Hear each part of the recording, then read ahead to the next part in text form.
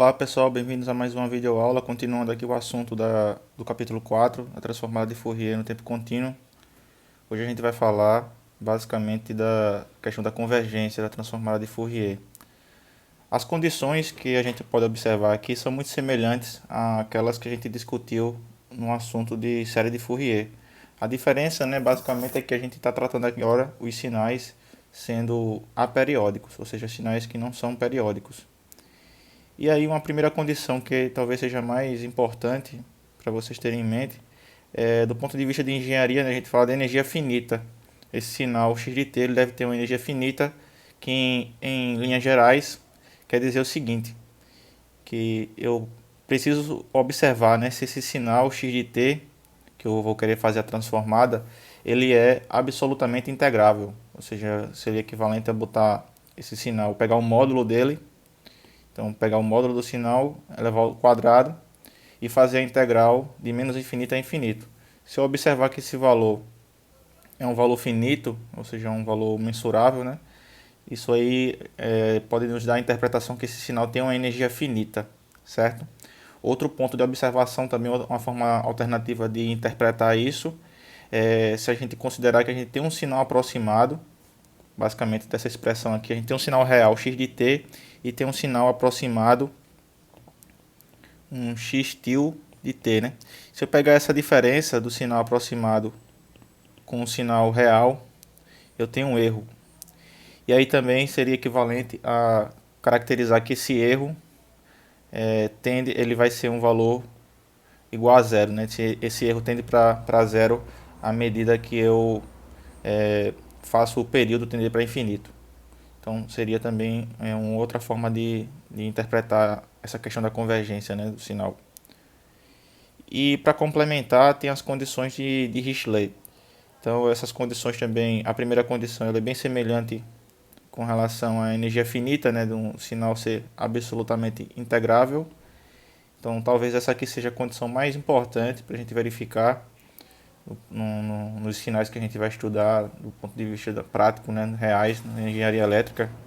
Mas ainda assim a gente deixa aqui a condição 2 e a condição 3 como outras condições para fechar, né, esse leque de condições. Então o sinal x de t ele deve atender essas condições aqui para poder ter uma transformada de Fourier. Ou seja, para eu caracterizar um sinal no domínio da frequência, eu preciso satisfazer as condições da convergência dessa transformada de Fourier, certo? Então, em linhas gerais, vocês podem ter em mente que basicamente essa equação 4.13 da absolutamente integrável é a condição mais importante para a gente verificar se o sinal ele pode ser representado, né, no domínio da frequência, ou seja, a gente pode fazer a transformada de Fourier desse sinal, beleza? Então, só para fechar aqui algumas observações, que nas descontinuidades, né, observando essa condição 3 aqui, né, em que x de t tem um número finito de descontinuidades em qualquer intervalo finito de tempo. Além do mais, cada uma dessas continuidades precisa ser finita. Então, nessas descontinuidades, nesses casos, o valor que a gente pode aproximar, né, para deixar isso bem factível, né, coerente, é considerar que esse sinal na descontinuidade ele vai ser uma média dos valores nos extremos, né? Ou seja, no ponto que antecede a descontinuidade e no ponto que depois da continuidade ocorrer. Então, seria imaginar num degrau unitário, por exemplo, que tem uma descontinuidade, né? Seria basicamente observar o zero menos, né? O ponto que ele vale zero, e o ponto que ele vale 1, que é o zero mais. Então, a média desse resultado, né, nesse ponto de descontinuidade seria 0,5, ou seja, 1 meio, certo? Essa observação aqui nas condições da convergência da transformada de Fourier, né, que também são muito semelhantes para a série de Fourier. E uma coisa que vale muito a pena, né, ficar sempre reforçando é que a maior parte dos sinais, do ponto de vista reais, né, então está aqui, a maior parte dos sinais reais, está aqui reais, tratados na engenharia elétrica, eles obedecem a essas condições da convergência da transformada de Fourier, certo? Então vocês não precisam ter muita preocupação. No entanto, vale a pena para exercício, né, testar algumas condições, alguns sinais, com algumas condições aí observa que a gente discutiu agora nessa videoaula, para deixar mais claro, né, embasar melhor o conhecimento de vocês.